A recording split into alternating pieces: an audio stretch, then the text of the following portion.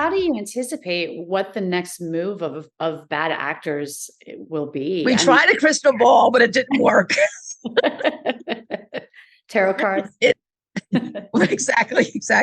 We're constantly, LinkedIn is a key source. We also look at many of the magazines that are out, SC magazine, CDO magazine, many of the magazines and such that are out.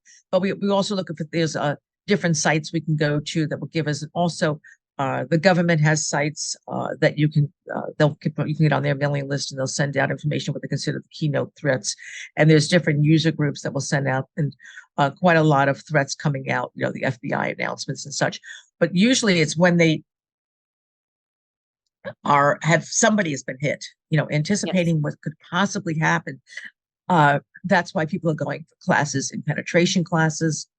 I went for penetration testing and a class, and I had no intention of becoming a pen tester, but I wanted to know, how are they getting in? What can they do? And it's very helpful, very, very helpful for me. It was just a 40-hour class, but it was extremely helpful in doing that. You don't have any time to add pen testing to your day-to-day. No, it's also not going to be something that I love to do. And mapping, I certainly understand end mapping, but it takes me so long compared to somebody who's sure they're finished. We stay within our skill sets. My MBA, I recently went back to school. I did a survey on LinkedIn 5 years ago, and I said, if you were to hire a brand new CISO, which is most important to you? Do you want them to have an MBA in cybersecurity, an MBA in risk management, or is a degree not important? Just experience. Mm-hmm. I didn't have any say, just experience. There was a 50-50 split, and this was hundreds of people. I have almost 15,000 followers on LinkedIn, so it was a lot of people that were chiming in, putting in.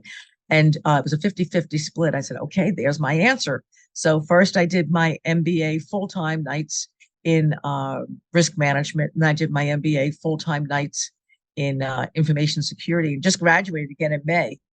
And it's I literally had one day between the two MBAs. Wow. And do you I took time to celebrate?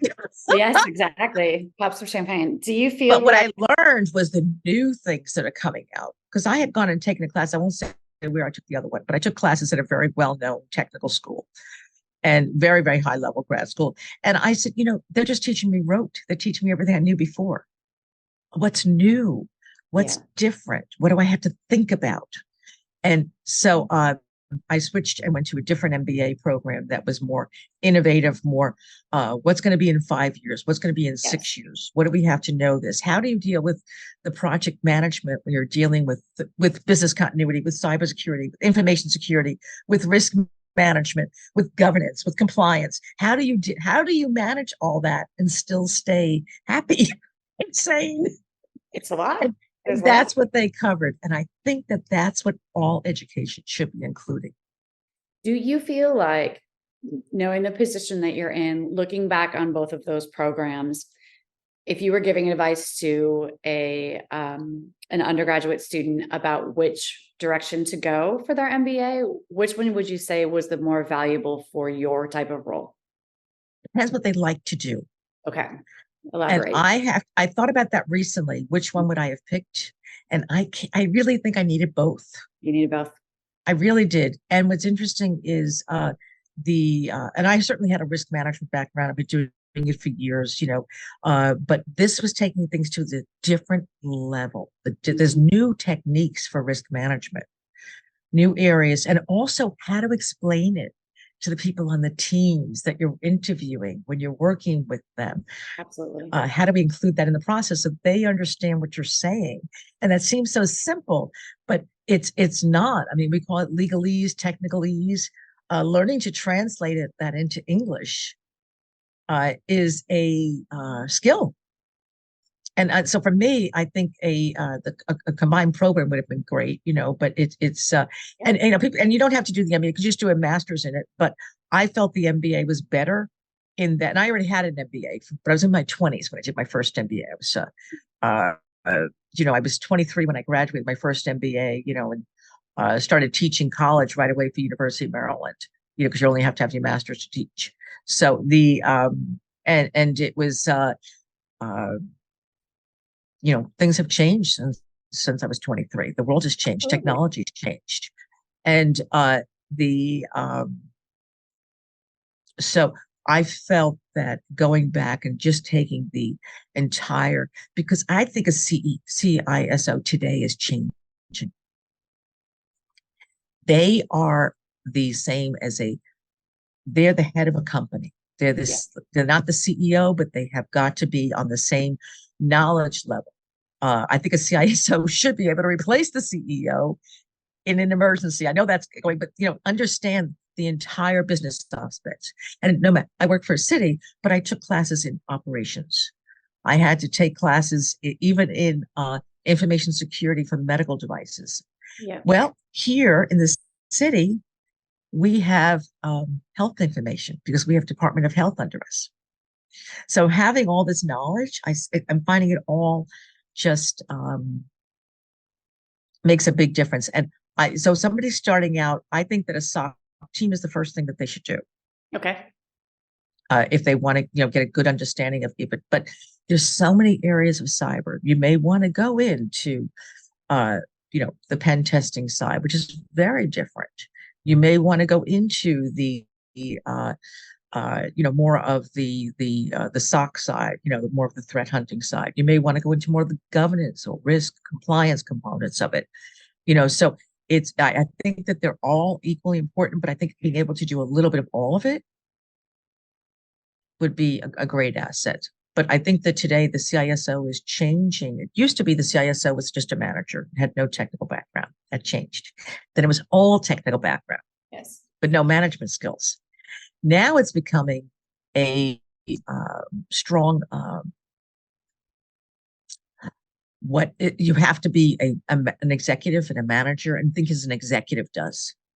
All the teams, all the departments, everybody, because you are literally supporting any civilian company, or whether it's government or civilian or military. Every single unit is its own separate, has its divisions, it has its departments, and each one of those are your clients. yes, agreed. And on that vein, do you feel like the actual role of CISO will splinter at some point into multiple different versions of a CISO that handle different kind of threats and different kind of security? I don't. I think that the CISO is going to have to be more all-encompassing with All of it? stronger teams underneath them handling each of those. So everyone I needs think to you're going to now have a pyramid with the CISO not handling the threats so much, but knowing the teams, knowing what the team should be doing, being able to manage those teams.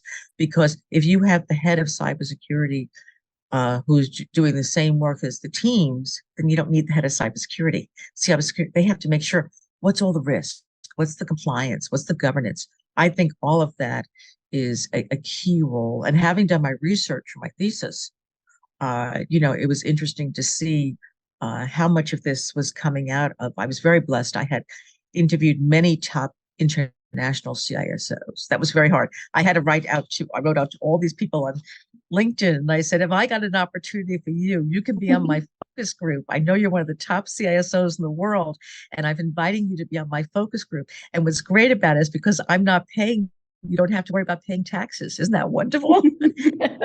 And a lot of people respond. Big companies. dangling that carrot. They said, well, I appreciate the transparency. That's